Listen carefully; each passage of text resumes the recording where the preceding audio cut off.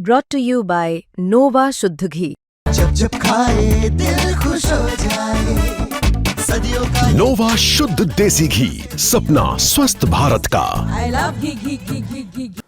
तो आदाब, नमस्कार, गुड इवनिंग, सत श्री अकाल। एक बार फिर आप तमाम लोगों का स्वागत है क्राइम तक की कहानी के इस एपिसोड में। उम्मीद है पूरी फैमिली अच्छी होगी, अपना और अपनों का ख्याल रख रही होगी। 10 नवंबर की शाम लाल किले के सामने वाली सड़क पर एक चलती कार में जो धमाका हुआ था, उस कार में जो बारूद था, उसके बारे में दिल्ली पुलिस, सुरक्षा एजेंसियां, NIA और हमारी फॉरेंसिक टीम की जो शुरुआती रिपोर्ट है उसके हिसाब से जो ब्लास्ट में बॉम्ब यूज़ किया गया वो प्री मैच्योर था और नॉट फुल्ली डेवलप्ड, यानी ये आधा अधूरा बम था और पूरी तरह से तैयार नहीं हुआ था। अब ये रिपोर्ट मामूली रिपोर्ट नहीं है कि प्री मैच्योर बॉम्ब और नॉट फुल्ली डेवलप्ड, पूरी तरह से तैयार नहीं।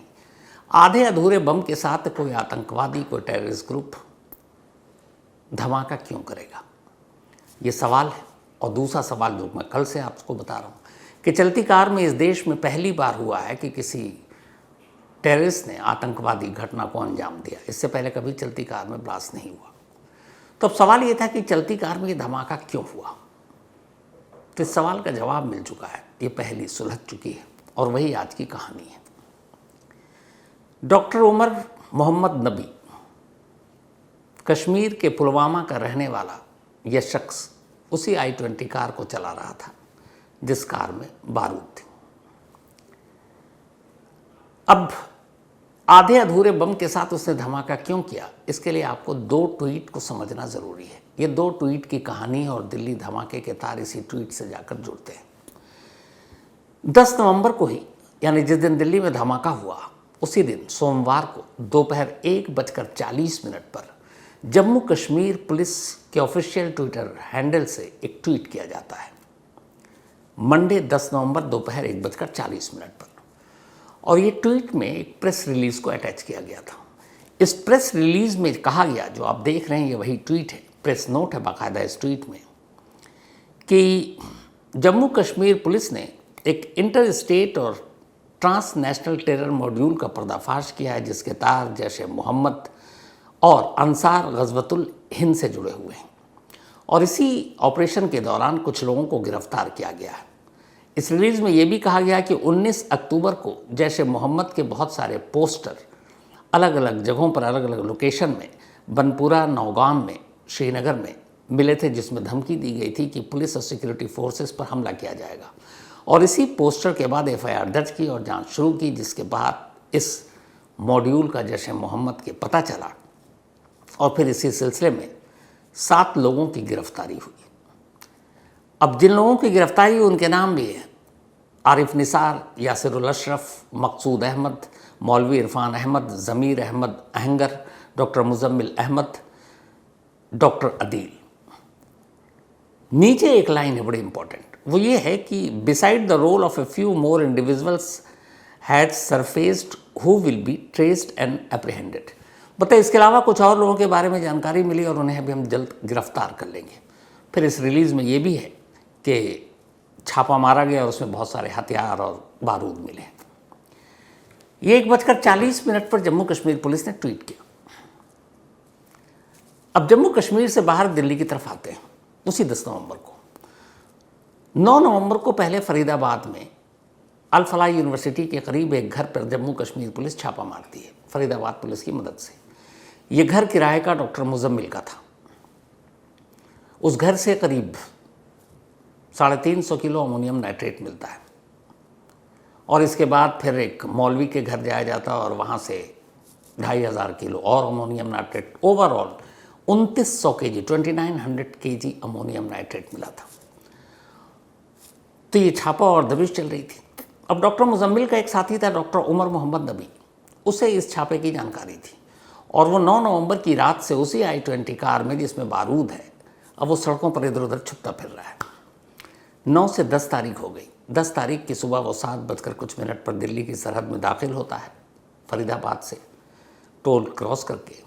इसके बाद वो पहुंचता है ओखला इंडस्ट्रियल एरिया, वहाँ काफ़ी देर तक रुकता है। अब दोपहर हो गई। दोपहर को वो पहुंचता है कनॉट प्लेस। जब वो कनॉट प्लेस में था, इत्तेफाक से ये ट्वीट 1:40 पर जम्मू कश्मीर पुलिस का उनके ऑफिशियल हैंडल से ये ट्वीट सामने आता है, जिसमें प्रेस रिलीज है। जितने भी इस मॉड्यूल के लोग हैं और जो भी इस तरह के टेररिस्ट ऑर्गेनाइजेशन होते हैं, वो पुलिस के ऑफिशियल, मीडिया के ऑफिशियल हैंडल पर हमेशा नज़र रखते हैं कि वहाँ क्या चल रहा है, किस केस के बारे में क्या चल रहा है। तो इस ट्वीट के आने के बाद अब डॉक्टर उमर के कई साथी, मुजम्मिल और ये सब तो पहले ही पकड़े जा चुके हैं। शायद मुजम्मिल ने भी इस ट्वीट को पढ़ा और उसे पता चल गया कि कुछ और लोगों को पकड़ा जाना है और वो जल्दी पकड़ लेंगे। अभी वो कनॉट प्लेस में है। इसके बाद 3:19 पर वही I-20 Hyundai car Connaught place से सीधे लाल किले की पार्किंग में जाकर पार्क हो जाती है। 3:19। अब अगले 3 घंटे और 4 मिनट तक ये कार वहीं पार्क है और डॉक्टर उमर उसी कार में बैठा हुआ है। पहला ट्वीट आ चुका है दोपहर 1:40, तब वो दिल्ली की सड़कों पर है। अब वो लाल किले की पार्किंग में बैठा हुआ है।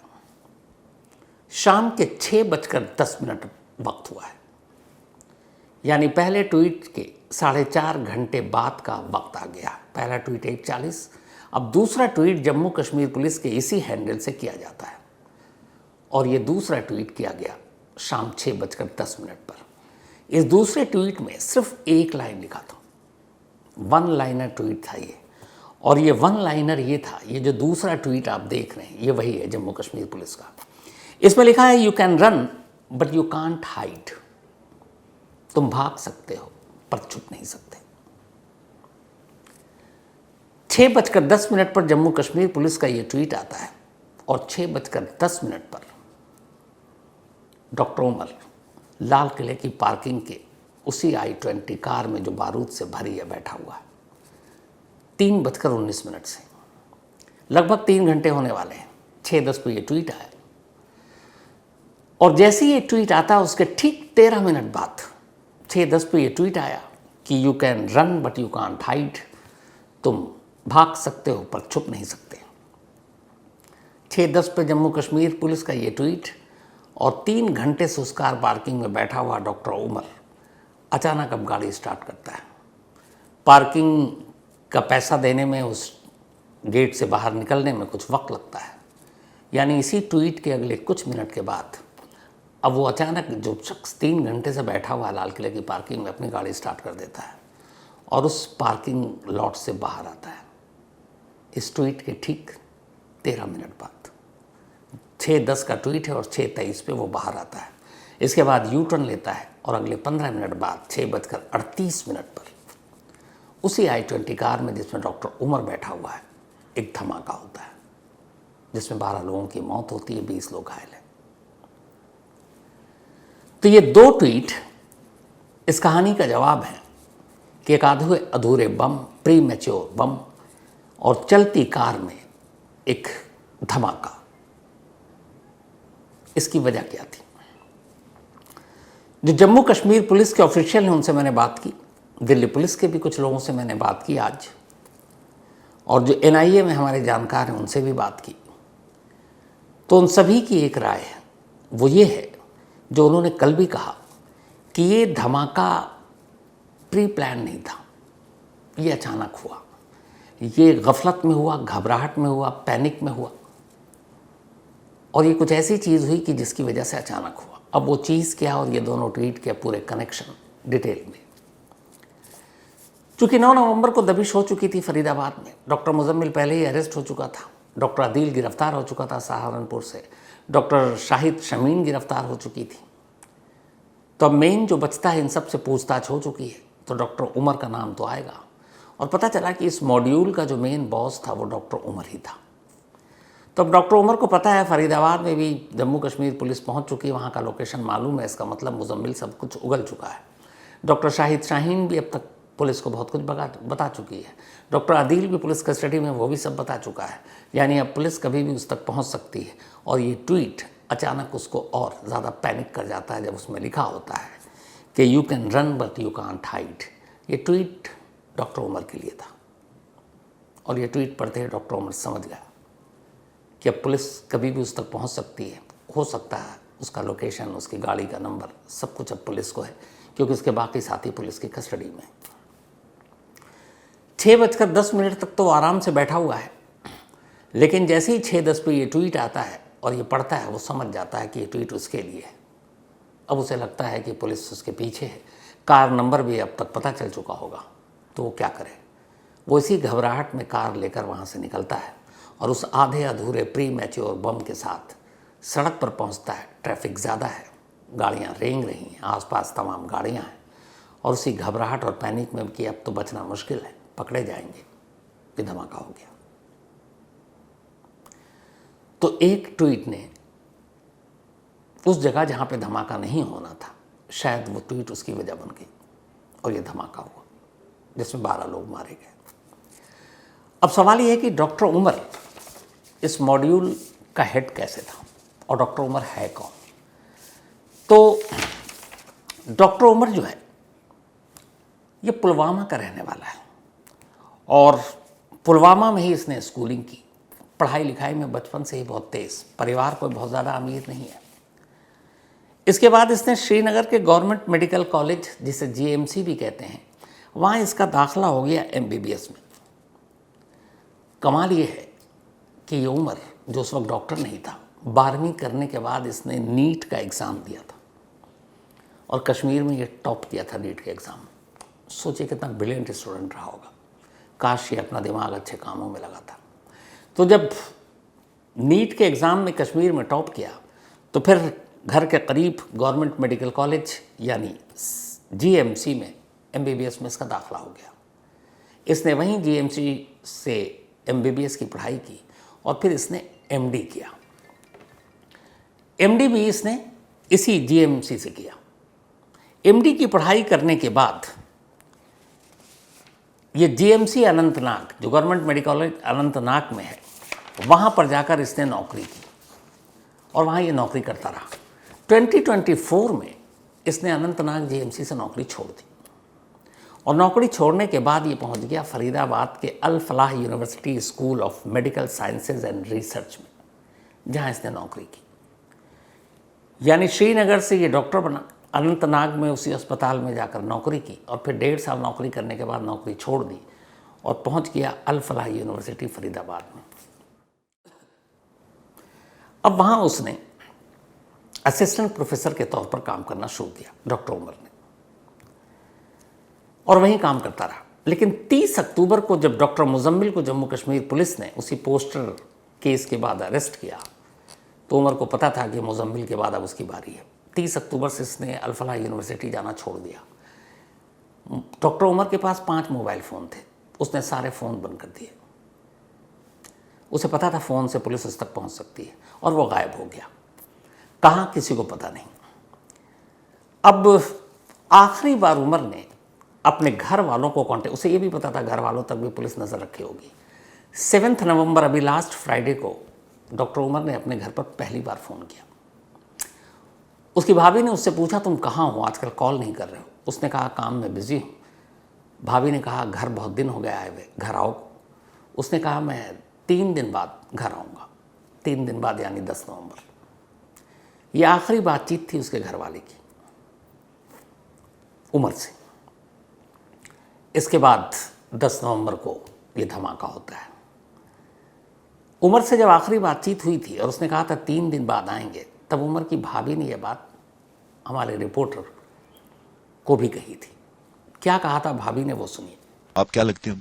मैं उनकी भाभी हूँ। तो रात में जब ये सारा इंसिडेंट हुआ तो पुलिस आई रात में? रात के 10 बजे, 10 साढ़े 10 बजे आ गई थी और उन दोनों भाइयों को लेकर चली गई। पहले एक को ले गई, फिर दूसरे को लेकर गई। अच्छा, तो ये बताइए, जो डॉक्टर उमर है कितने टाइम से बाहर थे और लास्ट कब वो घर आए थे? 2 महीने पहले शायद घर आए थे। अच्छा, हाँ, 2 महीने। तो कितने टाइम से वो वहाँ फरीदाबाद में जॉब कर रहे थे? मुझे लगता है 2 या 3 साल। 3 साल से। हाँ, 3 साल से। जो उनके 2 भाई हैं वो क्या करते हैं? वो तो प्राइवेट, बड़ा भाई तो प्राइवेट जॉब करता था, छोटा भाई पढ़ता था, वो तो स्टेनोग्राफी और पीजी में इन्वॉल्व था। बस। तो रात को कितने बजे पुलिस आई और किस किस को जो है उठा के ले? एक तो मेरे शौहर को ले गई, आशिक हुसैन बाट को, और मेरे देवर को उठा के ले गई, ज़ुहूर इलाही। हाँ। ये दोनों भाई हैं? हाँ। दोनों भाई हैं। जी जी। तो जो एलिगेशन अभी लग रही है कि वो इस ब्लास्ट में इन्वॉल्व है, कुछ ऐसा शक है आपको या कभी ऐसा? नहीं, मुझे तो यकीन नहीं हो रहा है। हम वो कहते हैं ना, आसमान से गिर पड़े।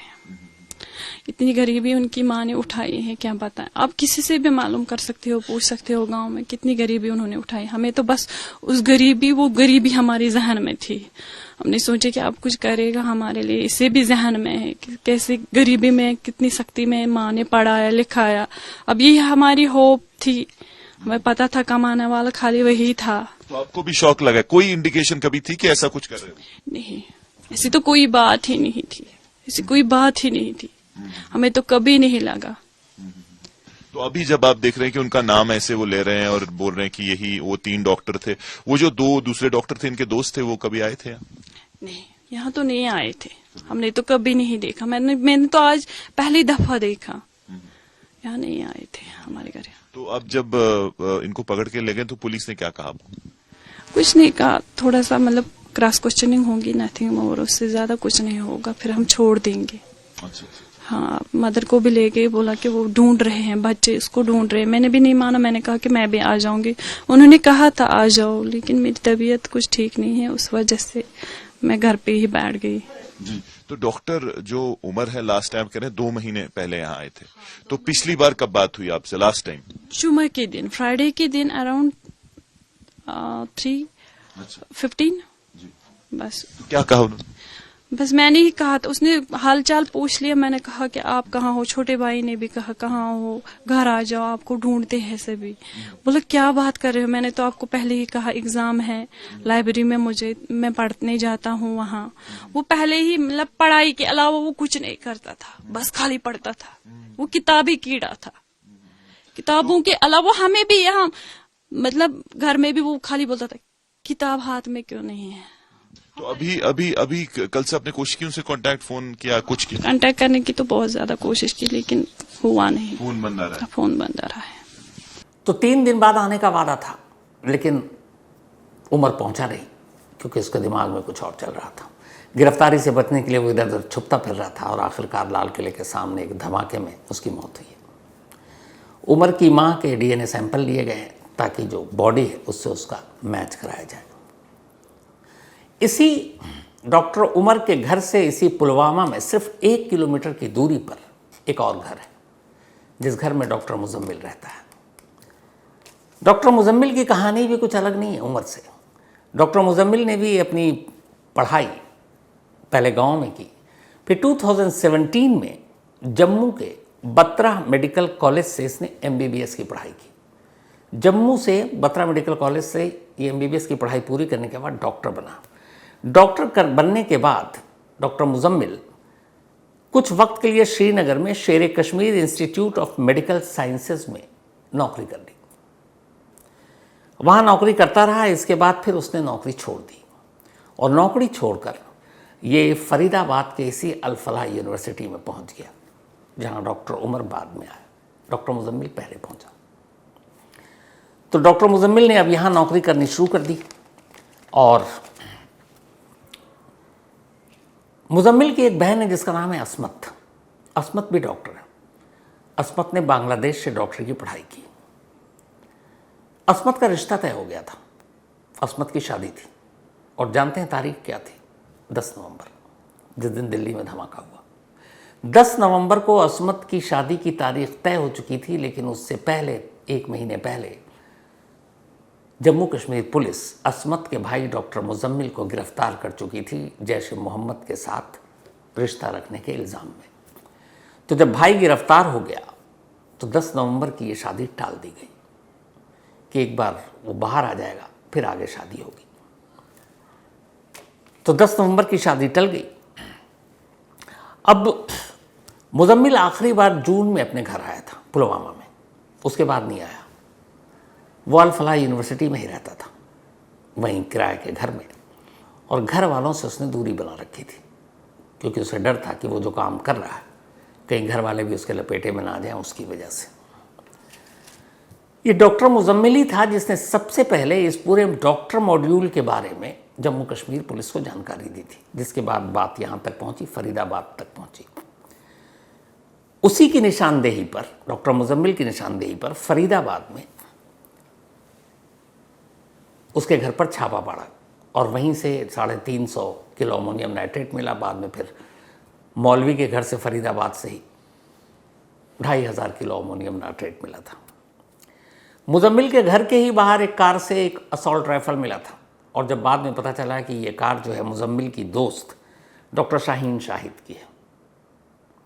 डॉक्टर शाहीन शाहिद इस मॉड्यूल में अकेली थी जो जम्मू कश्मीर की नहीं थी, वो लखनऊ की रहने वाली थी और ये भी पढ़ने लिखने में बेहद तेज़। 1996 में मेडिकल एंट्रेंस का जो एग्ज़ाम होता है CPMT, उसमें इसने टॉप किया था। टॉप करने के बाद फिर इसकी प्रयागराज के मोतीलाल नेहरू मेडिकल कॉलेज में MBBS की इसने पढ़ाई की, डॉक्टर बनी। फिर वहीं लखनऊ कानपुर में नौकरी करती रही। फिर इसकी शादी भी एक डॉक्टर से हुई, लेकिन बाद में रिश्ता जमा नहीं, दोनों में तलाक हो गया। फिर ये डॉक्टर मुजम्मिल के कांटेक्ट में आई।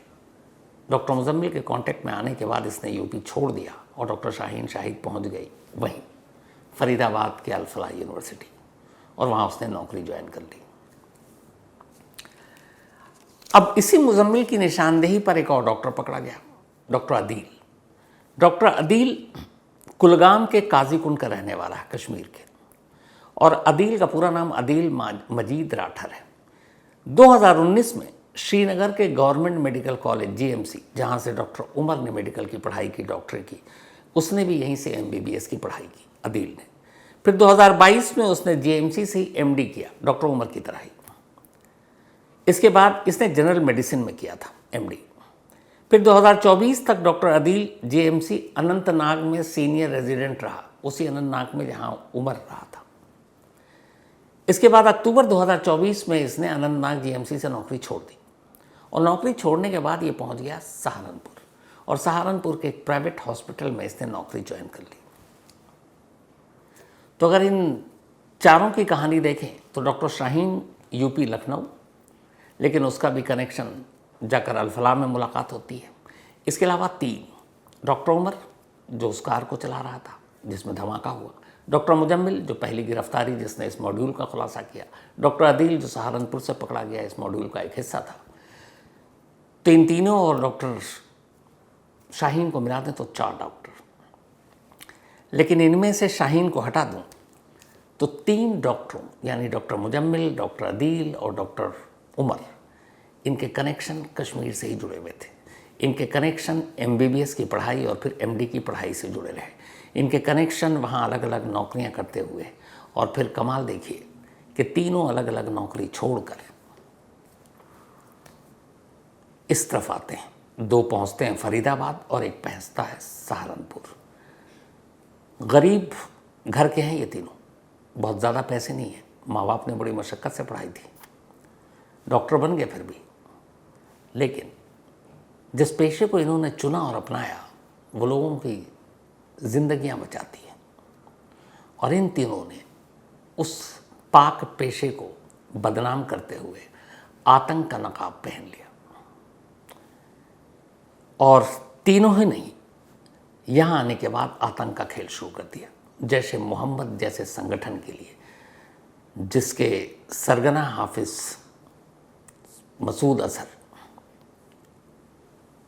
के हाथ न जाने कितने ही हमारे आर्मी के, पुलिस वाले, सिविलियन, बेकसूर लोगों के खून से रंगे हुए।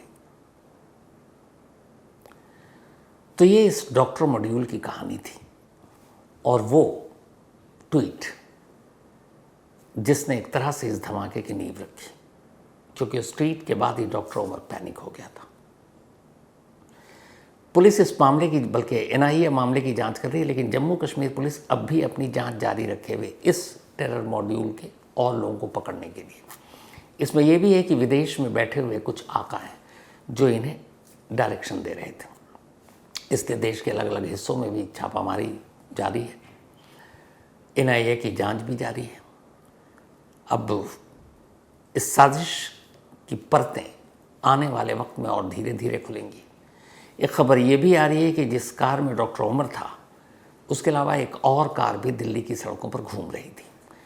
2 चीज़ें बड़ी अजीब हैं। एक ये कि फरीदाबाद के घर से 350 किलो अमोनियम नाइट्रेट और फ्यूल ऑयल का मिलना, और दूसरा फरीदाबाद में ही उस मौलाना के घर से 2500 किलो मतलब 2900 kg अमोनियम नाइट्रेट का बरामद होना, बैटरी मिलना, डेटोनेटर मिलना, वायरिंग मिलना, और साथ में ये कार जिसमें ऑलरेडी बारूद है। अब चिंता और परेशानी की बात यह है कि जो घर में सारे बारूद के ढेर हैं वो तो थे, क्या इस बारूद और इस ज़ख़ीरे का कुछ हिस्सा अब भी कुछ लोगों के पास है, अब भी कुछ कारों में है, और क्या ये थ्रेट अब भी बनी हुई है? और सबसे बड़ा ये कि इन लोगों का प्लान सचमुच दिल्ली एनसीआर में कुछ बड़ा करने का था, इसीलिए इतनी बड़ी तादाद में इतना सारा बारूद इन्होंने इकट्ठा किया था नए तरीके से। वो तो शुक्र है कि ये प्री मैच्योर और पूरी तरह डेवलप बम नहीं था।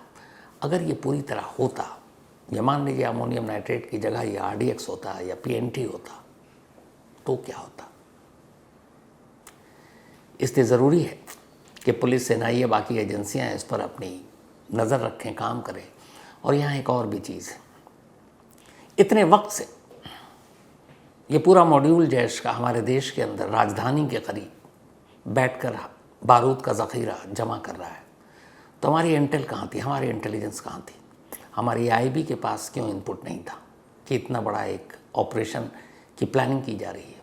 हमारी दिल्ली पुलिस की जो स्पेशल सेल, जिसकी स्पेशलाइजेशन है टेररिस्ट ऐसे मॉड्यूल के बारे में पता करना, जानकारी जुटाना, खबरें इकट्ठा करना, उसके पास ये इन्फॉर्मेशन क्यों नहीं? हमारी जो बाकी एजेंसियां हैं उनसे ये चूक कैसे हो गई? 9 नवंबर को जब फरीदाबाद में ये छापा पड़ा, उसके 24 घंटे के अंदर दिल्ली में फिर भी धमाका, और दिल्ली में एक शख्स 10, 12, 14 घंटे तक एक बारूद से भरी कार लेकर दिल्ली की सड़कों पर दौड़ता फिर रहा है, और एक भी जगह पर नाकेबंदी या एक भी जगह पर कहीं बैरिकेडिंग के दौरान उस कार की तलाशी तक नहीं हुई।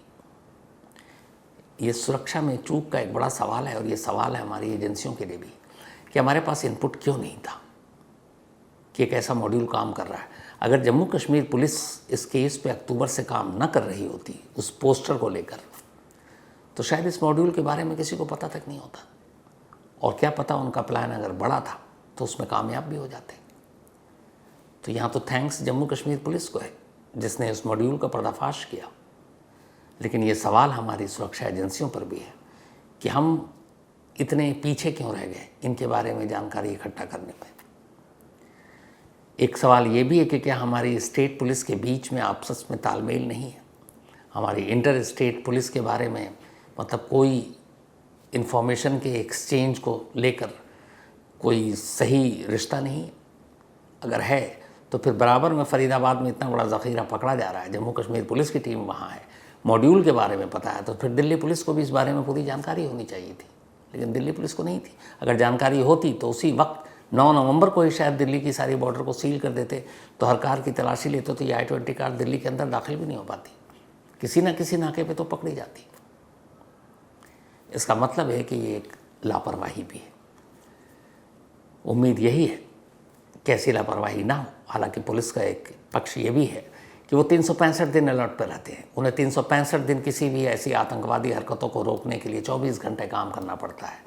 उनके पास 365 दिन होता है इन्हें रोकने के लिए, हर दिन उन्हें उसी तरीके से ड्यूटी बजानी होती है।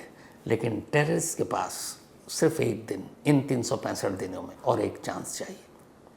एक दिन 365 दिनों में जिस दिन लापरवाही हुई वो कामयाब हो जाते हैं, और इधर 365 दिन आपको उसी जोश जज्बे के साथ ड्यूटी करनी है ताकि वो अपने मकसद में कामयाब ना हो सके। तो उम्मीद यही है कि आगे शायद ऐसी सुरक्षा में लापरवाही ना हो। बाकी इस केस में जो भी अपडेट आगे आता रहेगा मैं आपको देता रहूँगा। फिलहाल कहानी में इतना ही। अब आपसे मुलाकात होगी कल रात 9 बजे किसी नई कहानी के साथ।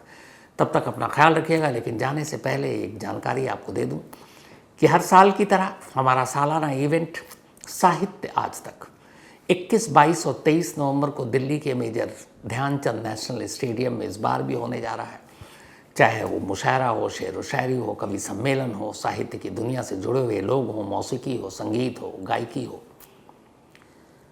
क्राइम हो, सारे लोग एक ही छत के नीचे 3 दिन तक रहेंगे 21, 22 और 23 नवंबर। तो अगर टिकट बहुत महंगा नहीं है, बहुत सस्ता है, तो अगर आप लोगों ने अभी तक टिकट बुक नहीं कराया है तो ज़रूर जाएं इस साइट पर और यहाँ से अपने टिकट को बुक करें। और 21, 22, 23 दिन भी बड़ा अच्छा है, फ्राइडे सैटरडे संडे छुट्टियों का दिन होता है, वीकेंड होता है, तो वहाँ आइए। और हाँ, एक चीज़ और आपको बताऊँ कि इस बार 23 यानी कि संडे को जो तीसरा दिन होगा साहित्य आज तक का, 12 से 1 के बीच, हालांकि मैं रहूँगा वहाँ तीनों दिन क्योंकि बहुत सारे वहाँ पे सेशन होते हैं, लेकिन ख़ास क्राइम तक फैमिली मेंबर के लिए 23 नवंबर दोपहर 12 से 1, तारीख और समय याद कर लीजिएगा वक्त, 23 नवंबर संडे का दिन है, 12 से 1 बजे के बीच मैं वहाँ लाइव कहानी सुनाऊंगा अपनी क्राइम तक फैमिली मेंबर को। तो आइए, और जो भी सवाल जवाब होगा वो भी लाइव होगा। तो 23 नवंबर, वैसे 21, 22, 23 है साहित्य आज तक, लेकिन 23 नवंबर संडे को दोपहर 12 से 1 इसी major Dhyanchand national stadium Delhi में, जो इंडिया गेट के पास है, लाइव कहानी 12 से 1, आपके सवालों के जवाब भी। तो मुझे उम्मीद है वहाँ आपसे मुलाकात होगी, खूब सारी बात होगी, और पूरी टीम को लेकर आऊँगा क्राइम तक की, तो वहाँ सब मिलेंगे, शिकारपुरी भी मिलेंगे। तो आइएगा ज़रूर और अपना टिकट ज़रूर बुक करा लीजिए। इसी के साथ फिलहाल आज इतना ही, मुलाकात होगी कल रात 9 बजे किसी नई कहानी के साथ। Thank you so much. सुना था फरिश्ते जान लेते हैं, खैर छोड़िए, अब तो इंसान लेते हैं। मुशायरा, कवि सम्मेलन, मौसीकी और अदब और तहजीब की दुनिया के तमाम नामचीन सितारे एक साथ एक ही मंच पर। साहित्य आज तक एक बार फिर से लौट आया है 21, 22 और 23 नवंबर मेजर ध्यानचंद स्टेडियम दिल्ली में। टिकट बुक कराने के लिए www.aajtak.in/साहित्य। और इस बार तो मैं खुद वहीं आपको कहानी सुनाऊंगा।